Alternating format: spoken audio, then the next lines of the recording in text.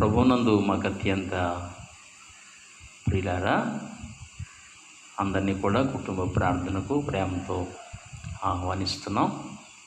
అందరూ దేవుని సన్నిధికి రండి, ప్రార్థన చేసుకుని మనం కార్యక్రమాన్ని ప్రారంభించుకుందాం. ప్రార్థన చేసుకుందాం. ప్రేమ కలిగిన మా మహాపరిశుద్ధ పరమ తండ్రి,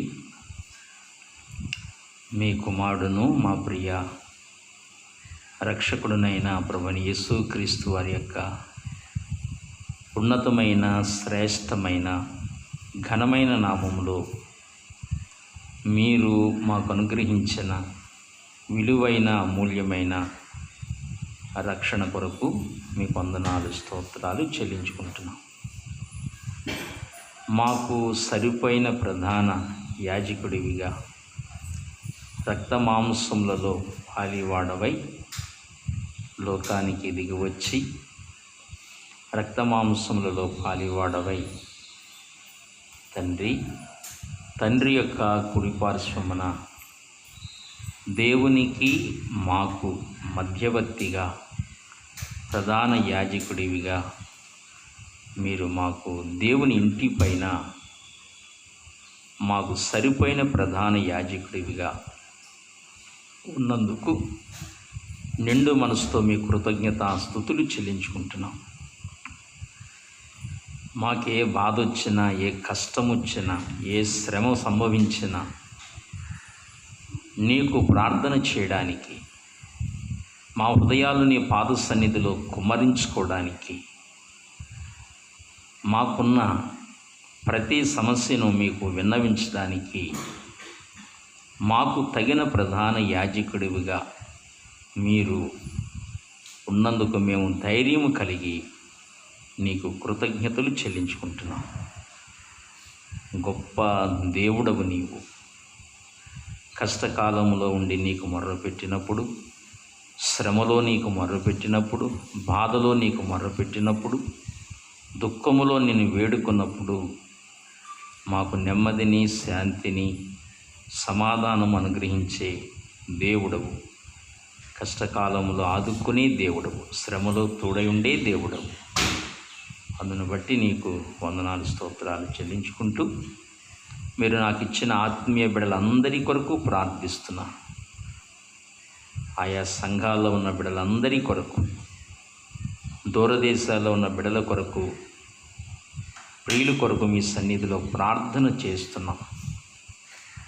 ప్రస్తుత ఈ క్లిష్ట పరిస్థితుల్లో నీ బిడ్డలైన వారిని అందరినీ కాచి కాపాడమని, ఈ కరోనా వైరస్ ఆత్మీయ బిడ్డలో ఎవ్వరికి తాకకుండానట్లు, సోకకుండానట్లు మీరే కాచి కాపాడమని, తప్పించమని నీ పాదాలు పట్టుకుని బ్రతిమాలుకుంటున్నాం.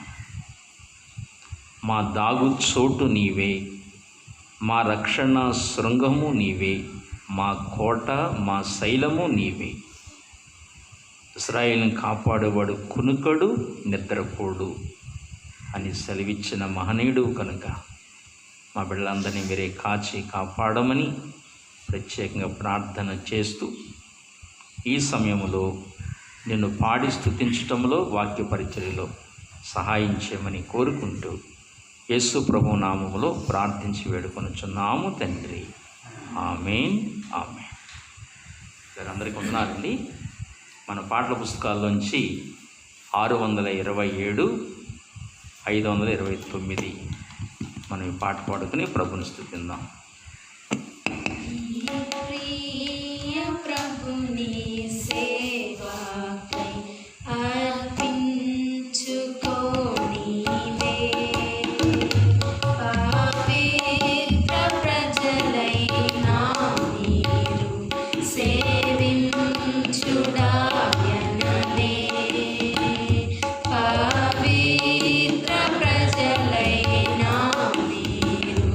సేవించుడాయననే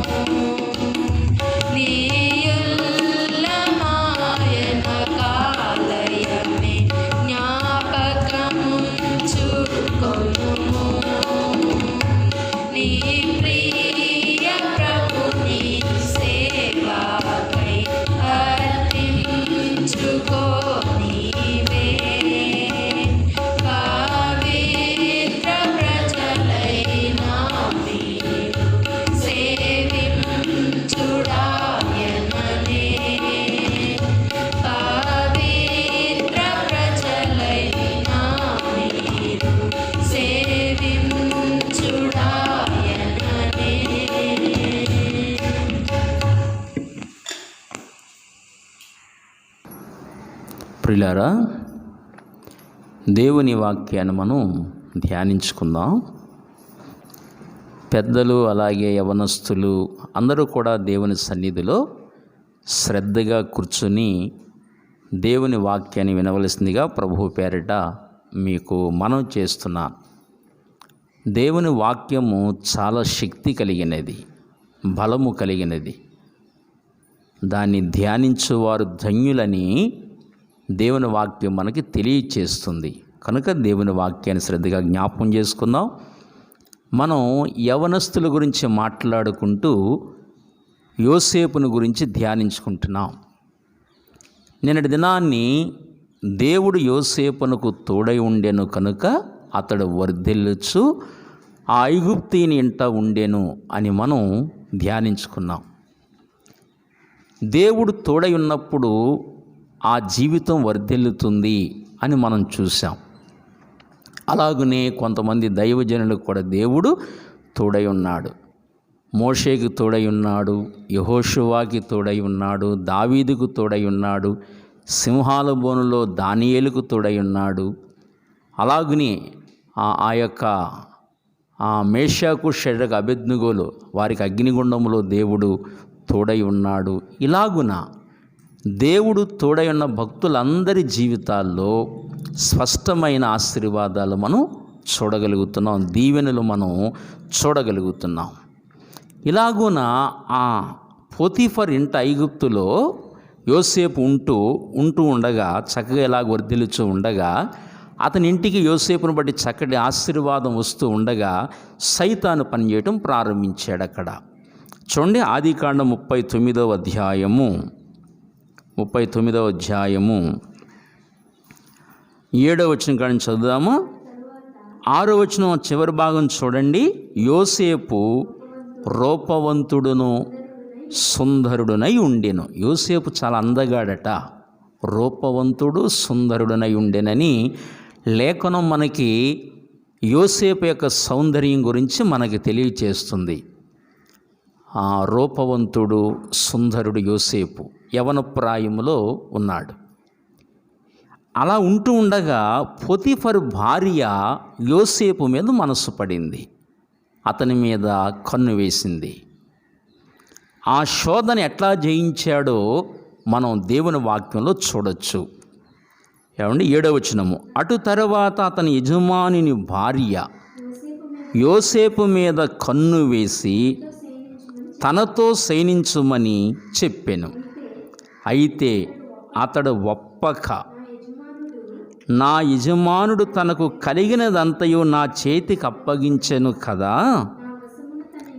నా వశమున తన ఇంటిలో ఏమి ఉన్నదో అతడు ఎరుగడు.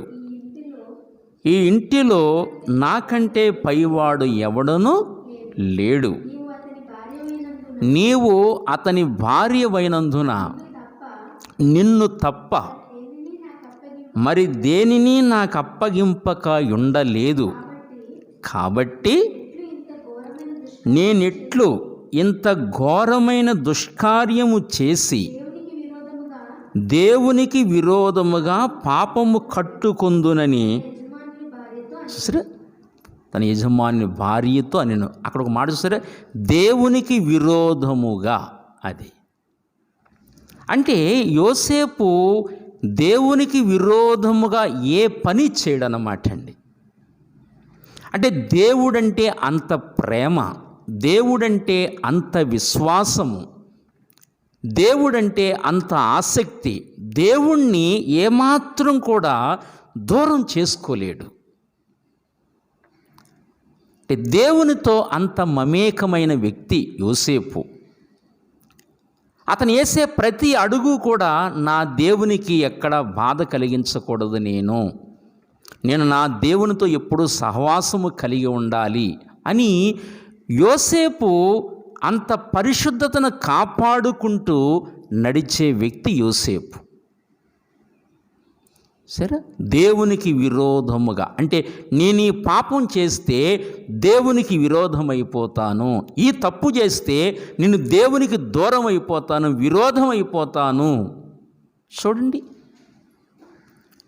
నేను దేవునికి ఇష్టడుగా బ్రతకాలి, ఇష్టడుగా నేను జీవించాలి, నేను దేవునికి ఎక్కడ విరోధం కాకూడదు అన్న ఆలోచన విధానము యోసేపుది చాలా గొప్పగా కనిపిస్తుంది.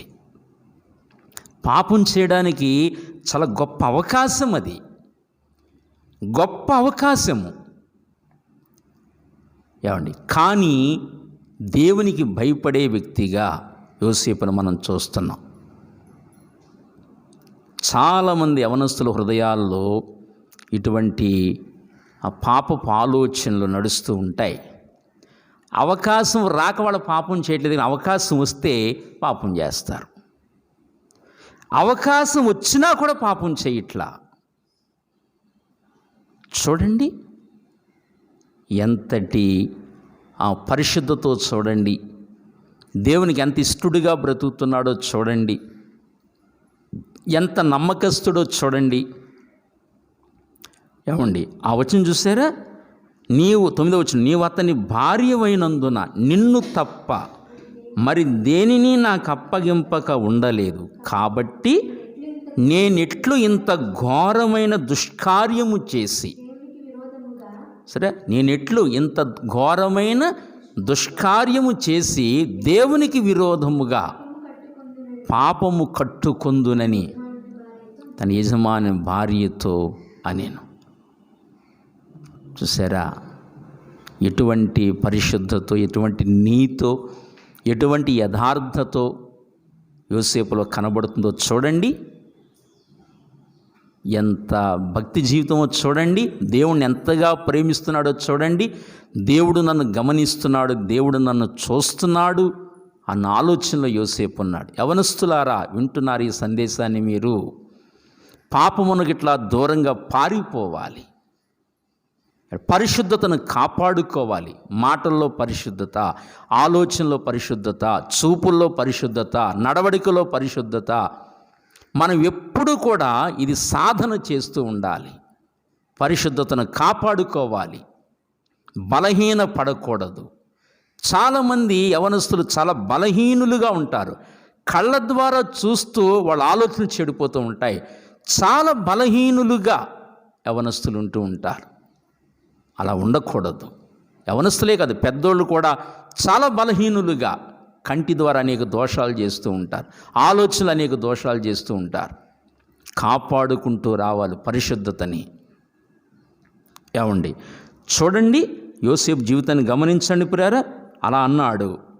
10వ వచనము, దినదినము ఆమె యోసేపుతో మాట్లాడుచుండెను. కానీ సరే, దినదినము కూడా యోసేపుతో మాట్లాడుతూ నాతో కలిసి పాపం చేయి, నాతో సైనించు అని చెబుతూ వచ్చిన రోజు శోధని, కానీ ఎక్కడ లొంగలేదు. ఏమండి ఎక్కడ లొంగలేదు. మాట్లాడుచుండెను కానీ అతడు ఆమెతో సైనించుటకైనను ఆమెతో ఉండుటకైనను ఆమె మాట విన్నవాడు కాడు. బాబా, యోసేపు ఎంతటి బలసంపన్నుడుగా ఉన్నాడో చూడండి, ఎక్కడ దాసుడు కాకుండా ఉన్నాడో చూడండి, ఆ శోధన పాపాన్ని ఎట్లా జయిస్తున్నాడో చూడండి దేవుణ్ణి బట్టి. అందుకే యోసేపుని దేవుడు వాడుకున్నట్లుగా వాక్యం మనకు సెలవిస్తుంది. అట్లుండగా ఒకనాడు అతడు తన పని మీద ఇంటి లోపలికి వెళ్ళినప్పుడు ఇంటి మనుషులో ఎవరునూ అక్కడ లేరు. అప్పుడు ఆమె అతని వస్త్రము పట్టుకొని తనతో సైనింపమని చెప్పగా అతడు తన వస్త్రమును ఆమె చేతిలో విడిచిపెట్టి తప్పించుకొని బయటకు పారిపోయెను. చూడండి, బయటికి పారిపోయాడు. పాపమునకి ఎంత దూరంగా పారిపోయాడో చూడండి. ఏమండి అందుకుని అపొస్తలుడైన పౌలు లేఖ వ్రాస్తూ అంటాడు కదా, జారత్వమునకు దూరముగా పారిపోవుడి అంటాడు. అలాగని యవనేచ్ఛలకు దూరముగా పారిపోవుడి అంటాడు. తిమోతికి లేఖ వ్రాస్తూ యవనేచ్ఛలకు దూరముగా పారిపోవుడి అన్నాడు. చూడండి పాపానికి ఎట్లా దూరంగా పారిపోతున్నాడు. యవనస్తులారా, నీ అంతరంగంలో పాపమునకు దూరంగా పారిపోతున్నావా? దూరంగా జీవిస్తున్నావా? పాపాన్ని జుర్రుకుంటున్నావా? యవనస్తులారా, పెద్దలారా, స్నేహితులారా, నీ ఆత్మీయ జీవితం ఎట్లా ఉంది? నువ్వు పరిశుద్ధతను కాపాడుకుంటున్నావా? యేసు ప్రభువు అంటాడు, నేను పరిశుద్ధుడైన ప్రకారం మీరును సమస్త ప్రవర్తన యందు పరిశుద్ధులై ఉండుడి. యేసు ప్రభువు వారు హెచ్చరిస్తున్నారు. కనుక ఎంత పరిశుద్ధతను కాపాడుకుంటున్నాడో యోసేపు చూడండి, పారిపోయాడండి. ఇలా ఎప్పుడైతే పారిపోయాడో ఆమె ఒక యుక్తిగా ఆలోచించింది. ఆమె పరువు కాపాడుకోవడానికి ఆమె చాలా యుక్తిగా, చాలా మోసగత్తి కనుక చాలా యుక్తిగా ఆలోచించింది.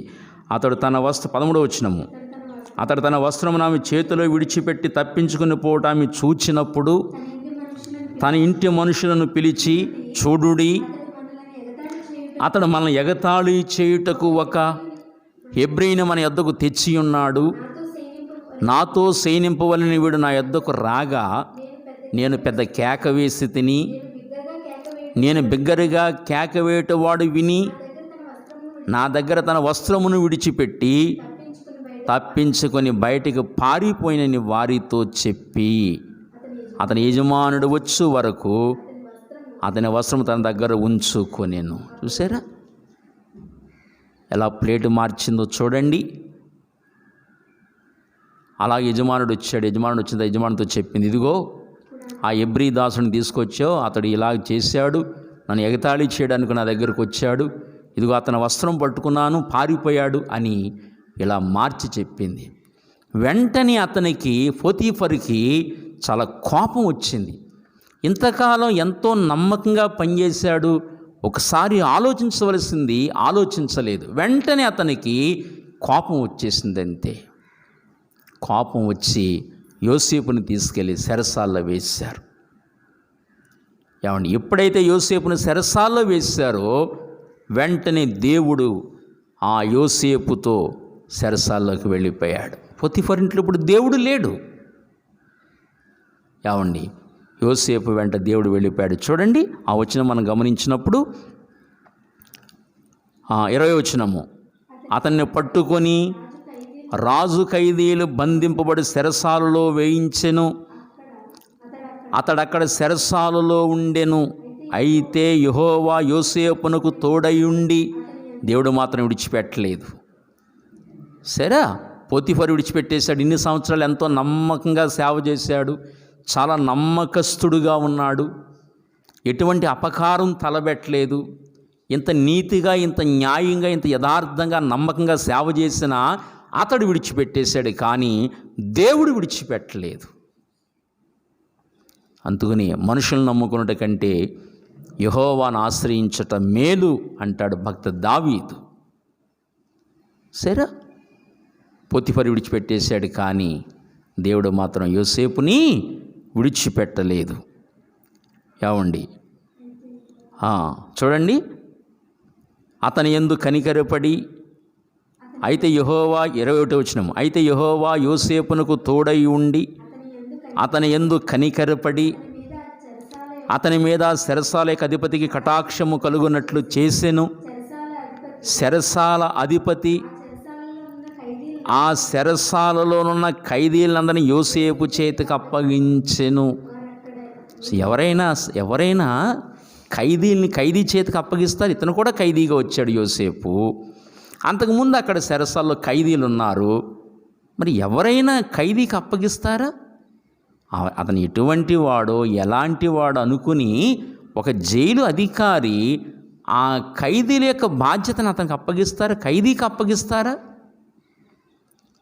కానీ ఈ చెరసాల అధిపతి ఏం చేస్తున్నాడంటే అధికారం అతనికి అప్పగించాడు.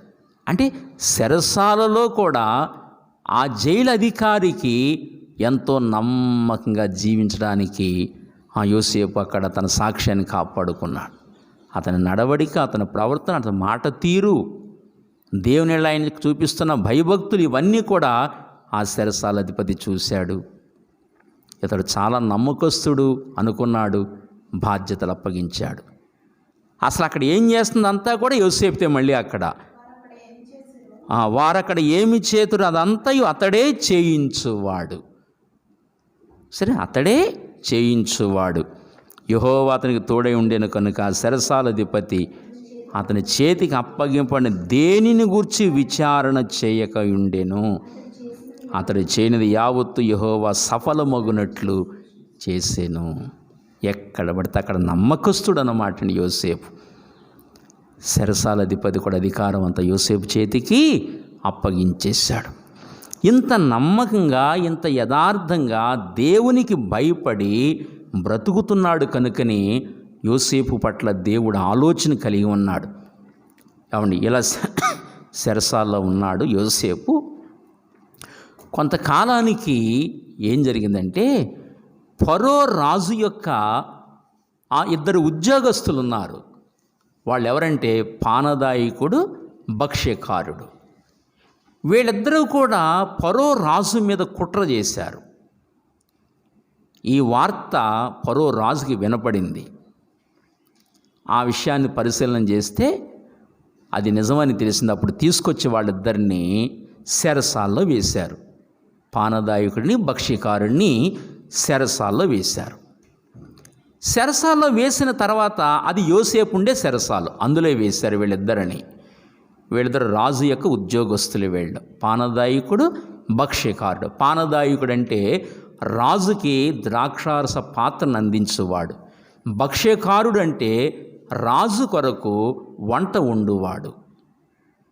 వీళ్ళిద్దరినీ కూడా చెరసాల్లో వేశారు. యోసేపుండు ఆ చెరసాలకు వాళ్ళిద్దరూ వచ్చారు. ఇద్దరు వచ్చిన తర్వాత ఇలాగ శిక్ష అనుభవిస్తూ ఉండగా, ఆ చెరసాల్లో ఉంటూ ఉండగా, ఒక రోజుని ఈ పానదాయకుడు, భక్ష్యకారుడు ఇద్దరు కలలు కంటూ వచ్చారు. ఆ కలలు ఏమిటో, ఆ రహస్యం ఏమిటో తర్వాత ఎపిసోడ్లో మనం చూద్దాం. ఎందుకంటే ఇది అంత గమ్మున అయిపోయే అంశం కాదు. టైం చూస్తే అయిపోతుంది కనుక రేపు మళ్ళీ మనకు ఆదివారం మనం అందరం ఆరాధనలో ఉండాలి. పెందలకాడే ముగించుకుందాం. అందరూ రేపు 10 గంటలకు ఆరాధనలో కలుసుకుందాం. అందరం లైవ్లో కలుసుకుందాం. ఆ కళల భావం ఏమిటో, ఆ కళలు ఏమిటో రేపటి ఎపిసోడ్లో మనం చూద్దాం. ప్రార్థన చేసుకుందాం. అందరూ కళ్ళు మూసుకునండి. ప్రేమ కలిగిన మా మహాపరిశుద్ధ పరమ తండ్రి, ఈ పరిశుద్ధ నామానికి వందనములు, స్తోత్రాలు చెల్లించుకుంటున్నాం. గొప్ప ప్రభువా, నీకు స్తోత్రాలు. ఎవరైతే నీ ఎడల నమ్మకంగా తమ జీవితాలను సమర్పించుకొని జీవిస్తారో వారి జీవితాల్ని ఆశీర్వదించు దేవుడవు.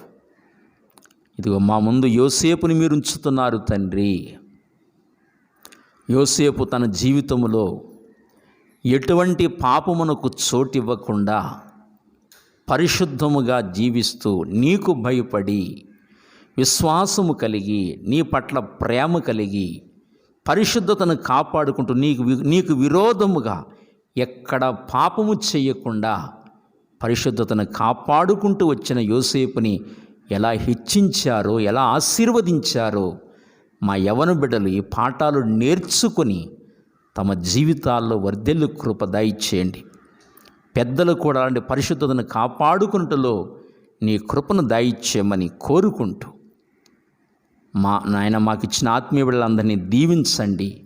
దూరదేశాల్లో ఉండే బిడ్డలను కూడా మీరు ఆశీర్వదించమని, ప్రపంచ మానవాళికి శాంతి సమాధానము దయచేయమని కోరుకుంటూ యేసు ప్రభు దివ్యనామములో ప్రార్థించి వేడుకొనుచున్నాము తండ్రి.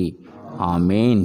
మన తండ్రి అయిన దేవుని దీవెనయు, పరిశుద్ధాత్మిక అన్యోన్య సహవాసము, క్రీస్తు వారి యొక్క నిత్య కృప చేరువచ్చిన మనందరికీ సకల పరిశుద్ధులకును సదాకాలము దేవుడు తోడండి నడిపించును గాక. ఆమేన్.